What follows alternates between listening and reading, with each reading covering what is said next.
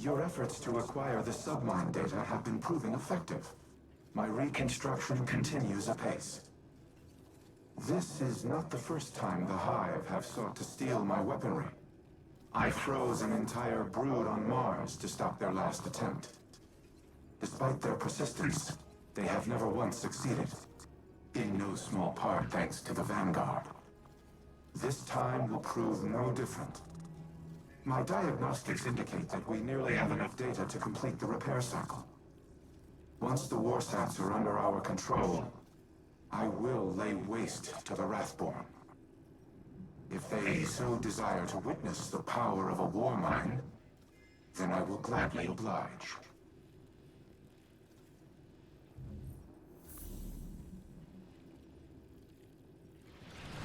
Working theory proposal. The witness did not begin wide-scale assaults until Savathun's death. It is possible her presence acted as a deterrent, and her death facilitated necessary developments for an invasion. That coincides with my experience in other timelines. The second collapse always seemed like it was waiting for some kind of trigger. But it's not something that we could have avoided. Maybe some things are set in stone. Even stone can be eroded, Elsie. You and I must once again take the long view to find victory. We have no time for pleasantries, Osiris. I bring grim tidings. My Techians have been trying to make sense of Xivu Arath's tactics. Her armies are legion, yet she commits minimal forces to battle. Minimal forces? Every Wrathborn we cut down is replaced by 2 more. She could replace them tenfold, so why does she show restraint? Her worm feeds on warfare. The more violent the act, the greater the power she draws from it. Much like Savathun's worm fed on guile and deceit. Do you mean to say that... This is not a war. It is a ritual. Her Deathsingers weave their magic and prepare for a grand sacrifice. If so, our strategy remains unchanged. Retake the warsats and eradicate the Wrathborn. Just as Xivu Arath desires. The warsats are immensely powerful. Their use would result in unparalleled destruction. She cares not which side is obliterated. Her worm will gorge itself on the carnage either way. She would turn her armies into blood sacrifices. And the warsats would be the blade. Overwhelming force has proven to be the only effective tactic against the Hive. Without it, I do not know what to do. Then I suggest you think of something, and quickly. I will apprise your Vanguard of these findings.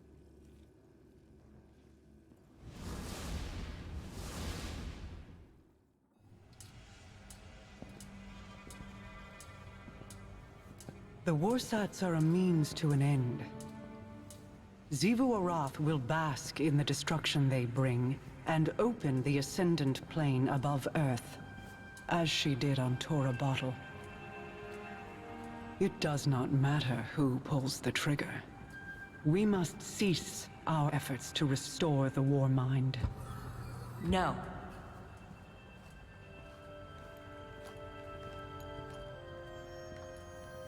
We've worked too long and too hard to stop now. Rasputin is our best shot at winning this war. That is precisely my concern. He is a weapon made to be wielded. He is more than a weapon. He's our ally. And he will act in humanity's best interest. Are you certain? He has kept secrets in the past, acted without counsel or consensus. So have you. Rasputin's made mistakes. But he's learned from them. The same as the rest of us.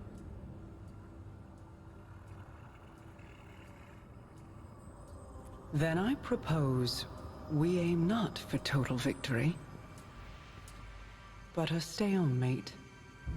Allow Rasputin to prevent Xivu Arath from claiming her prize, and refrain from using it himself.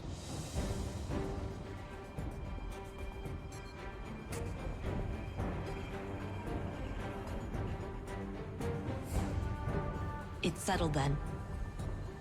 We hold the line.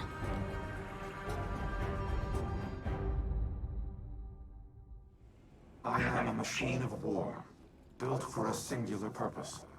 To destroy any and all threats to humanity.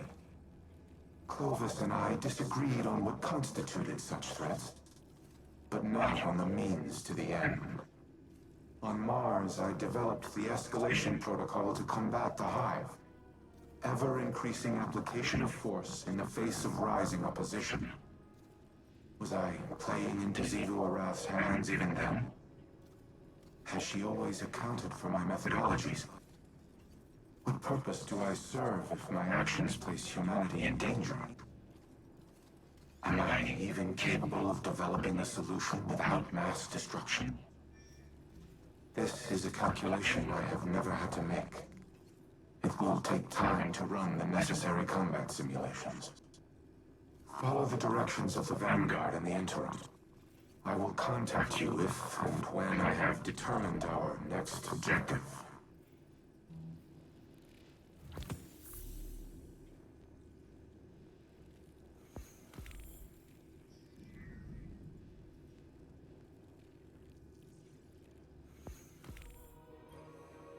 Ikora was so bright, so full of promise. How she glowed. Like the light filled her. But it was her eyes that convinced me to take her as my apprentice. What did you see in them? Hunger. She was desperate to prove herself back then. I knew the feeling well. And you know it again now. When Ikora looks in my eyes, what do you think she sees? Everything that she always has. She pities me, Mara. As you and I have pitied others. Those who hang on our every word. Your cultists, my people.